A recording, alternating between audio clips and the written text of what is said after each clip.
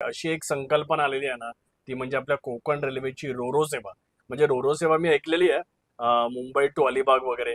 तर ती बोटीने रोरो सेवा आहे. आणि आता इकडे कोकण रेल्वेने रेल्वेतून रोरो सेवा प्रपोज केलेली आहे. आता ही जी रोरो सेवा आहे ना, तो म्हणजे कोणत्या कोटीचा मूर्खपणा आहे ना, तर त्याच्याबद्दल आज आपण बोलणार आहोत.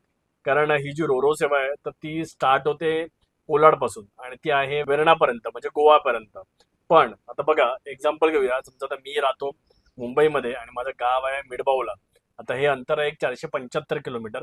आणि 475 किलोमीटर जर मी कारने गेलो, माझ्या स्वतःच्या कारने गेलो, तर मला किती खर्च येतो आणि मला किती वेळ लागतो. मुंबई गोवा हायवे रस्ता जरा डबघाईला आलेला आहे, पण तरी सुद्धा 11 तासामध्ये गाडी आज मुंबईवरून, म्हणजे मी राहतो दहिसरला, दहिसरवरून ती मिडबाऊला पोहोचते 11 तासामध्ये.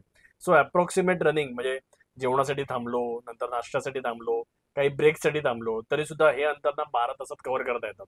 पण आता बघूया जी संकल्पना आता कोकण रेल्वेतून मांडण्यात आलेली आहे ती रोरो सेवेची, तर याच्यामध्ये काय आहे, तर तुम्हाला मुंबईपासून ही रोरो सेवा नाही आहे, ही कोलाडपासून स्टार्ट होते.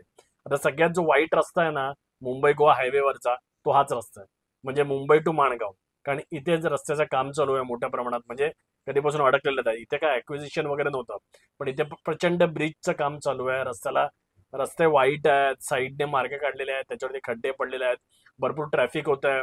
इंदापूरला ट्रॅफिक होत आहे, कोलाडला होत आहे, माणगावला होत आहे. आणि अशा वेळी आपण एवढा सगळा दगदगीचा प्रवास करून कोलाडला पोहोचायचा. आता जनरली इथून पनवेल पोहोचायला आम्हाला तरी 2 तास लागतात. पनवेलवरून कोलाडला जायला 1-2 तास पकडूया आपण, 2-2.5 तास.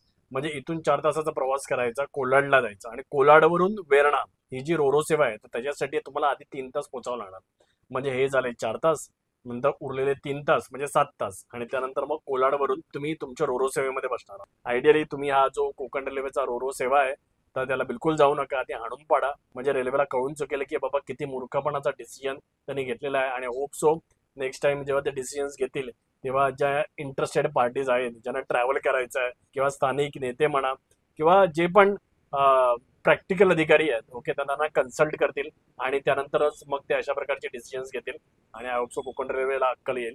ओके, किंवा कोकण रेल्वेला म्हणण्यापेक्षा कोकण रेल्वेतले जे काही अधिकारी आहेत ज्यांनी असे डिसिजन घेतलेत, त्याच्यापेक्षा मला असं वाटतं कुठे ना कुठेतरी कोकण रेल्वेच्या चौपदीकरणासाठी आपण प्रयत्न करणं जास्त आवश्यक आहे.